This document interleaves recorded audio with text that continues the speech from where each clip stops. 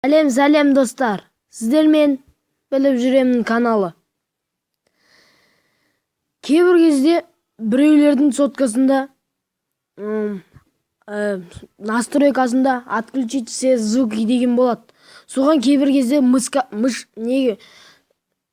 қойылып кетеді. Сол кезде не істейміз? Ол кезде даусының бәрі өшіп қалады. Ол кезде настройкаға кіріп бастаймыз. Настройкаға кіріп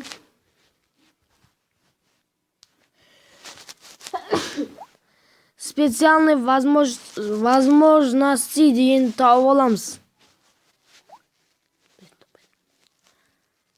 Міне, специальный возможности.